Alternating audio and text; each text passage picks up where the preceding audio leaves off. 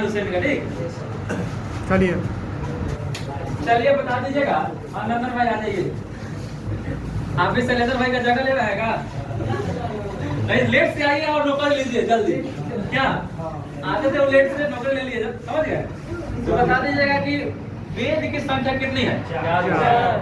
अब वेदांत की संख्या, वेदांत की संख्या 6 है। आप लोग देखिए वेदांत की संख्या 6 है तो कौन कौन है?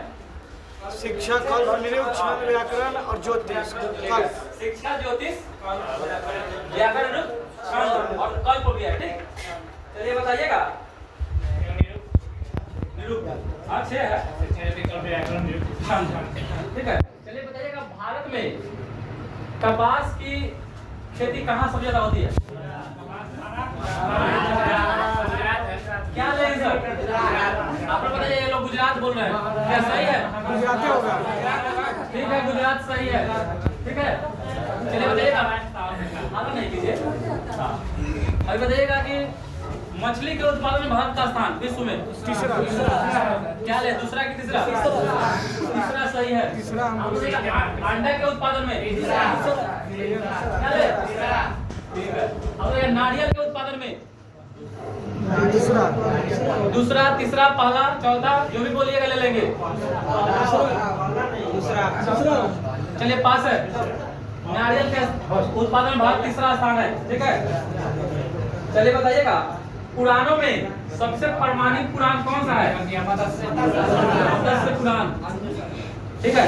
आप लोग देखा तो मत्स्य पुराण से किस वंश की जानकारी मिलती है? सतवाहन। सातवाहन वंश।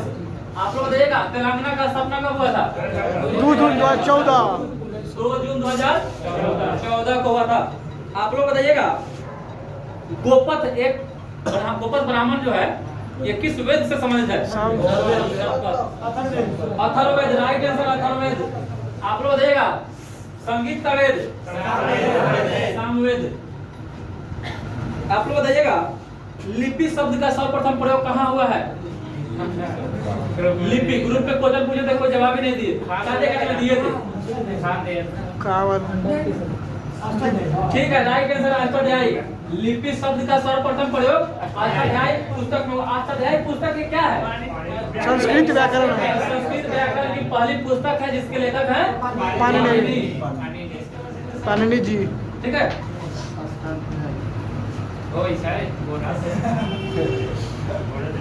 चलिए आप लोग बताइएगा चचनामा के लेखक अली अहमद। अली अहमद। आप लोग बताइएगा भारत का भूगोल टॉलमी। भारत का भूगोल टॉलमी। आप लोग नेचुरल हिस्ट्री प्लिनी।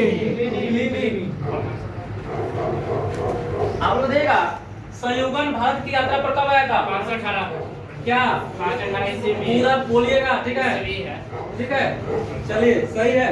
आप लोग बताइएगा अरबों की सिंध विजय का वृत्तांत किस पुस्तक में मिलता है? चचनामा पुस्तक में।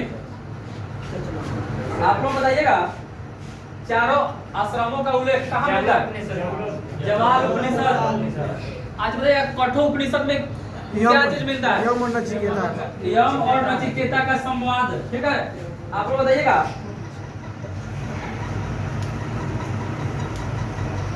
उपनिषदों की संख्या कितनी है?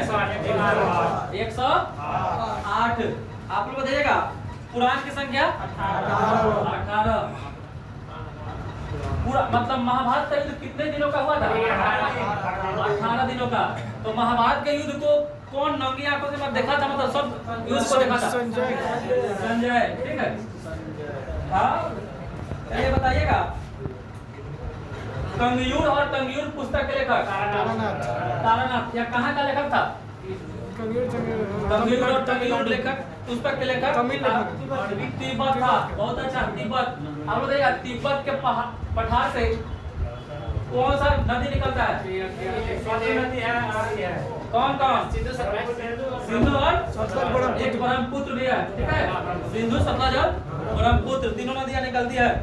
आप लोग बताइएगा सर्वप्रथम भारत पर होने वाले हुन आक्रमण का प्रयोग, मतलब हुन आक्रमण जो हुआ था इसका कहाँ से मिलता है प्रमाण? भित्री स्तंभ लेख। अब देखिए भित्री स्तंभ लेख का संबंध किस शासक से है? रुद्रदामन। पास है।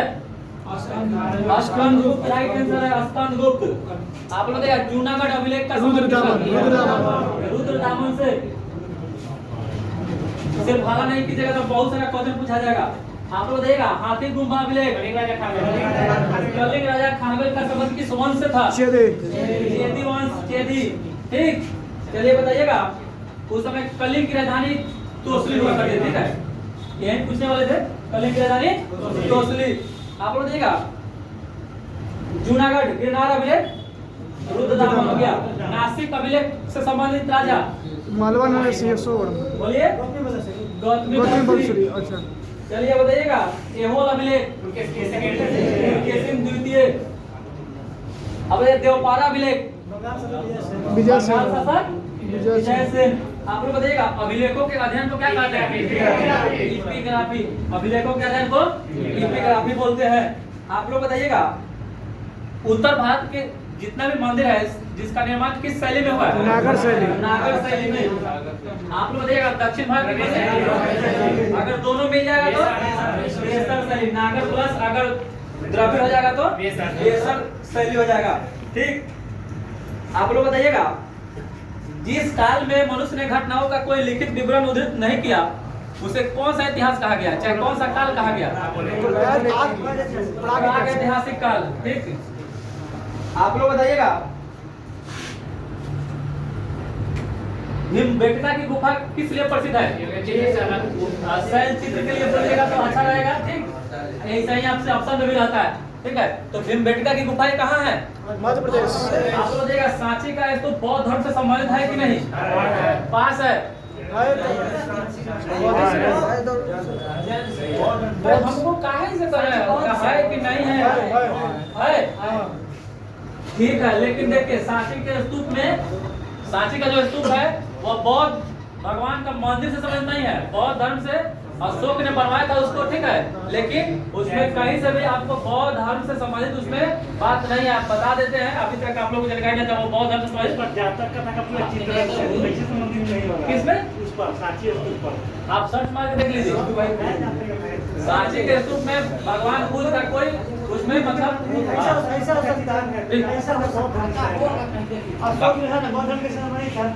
एक क्वेश्चन आता है ना, जैसे हो जाएगा लिख दिया कि हाँ जैसे सांची का जो बौद्ध धर्म से संबंधित मतलब इसमें से बौद्ध भगवान से संबंधित कौन नहीं है, तो उस पर बौद्ध भगवान का जैसे होता है कि मूर्ति है और जगह पे मूर्ति रहता है उसमें बौद्ध भगवान का मूर्ति वगैरह नहीं है। ठीक,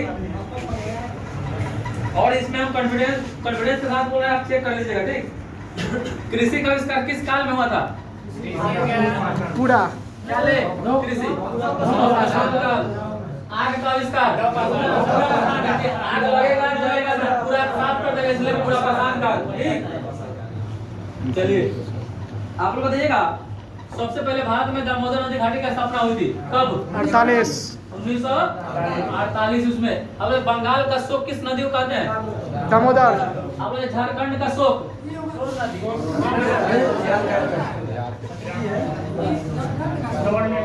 ले रहा है। चलिए पास है, ये भी दामोदर राइट आंसर हो जाएगा, दामोदर को ही कहा जाता है। ठीक है, अब देखिएगा असम का शोक ब्रह्मपुत्र ले रहे हैं। असम का शोक लीजिए ना। ठीक है, आप लोग देखिएगा उड़ीसा का शोक ब्राह्मणी नदी को।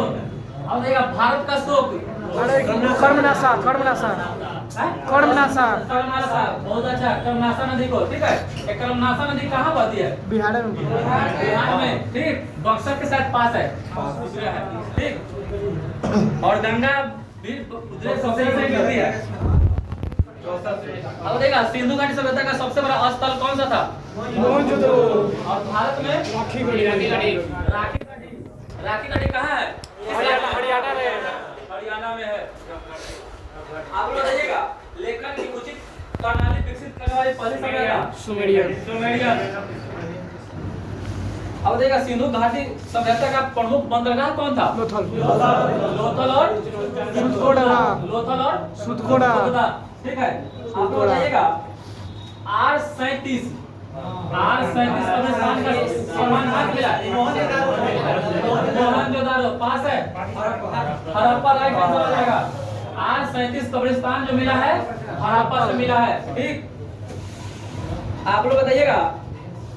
मोहन जो तो मतलब जलाया जाता था ना, इसलिए दफना दिया था। आप लोग बताइएगा उत्तर वैदिक काल में हल को किस नाम से जानते थे? सीरा। एक क्वेश्चन पूछा हुआ है, ठीक है, सीरा। और उससे जो रेखा जो खिंचाता था उसे उसको सीधा बोलते थे। आप बताइएगा सत्यमेव जयते कहाँ से लिया गया है? मुंडको उपनिषद से लिया गया है। आप लोग बताइएगा श्राद्ध की प्रथा शुरुआत करने वाले नेमी। आप लोग बताइएगा उत्तर वैदिक काल में पहली बार पक्की ईंटों का प्रयोग कहाँ हुआ था? कौशाम्बी। बताइएगा भारत का विश्व का सबसे बड़ा महाकाव्य महाभारत का अन्य नाम बता दीजिए। जय संहिता। आप लोग बताइएगा गोत्र नामक संस्था का जन्म कब हुआ था? चाहे किस काल में हुआ था? उत्तर वैदिक काल का जो काल है बता दीजिए। ठीक है। आप लोग बताइएगा आजीवक संप्रदाय के संस्थापक गोसाल। गोसाल।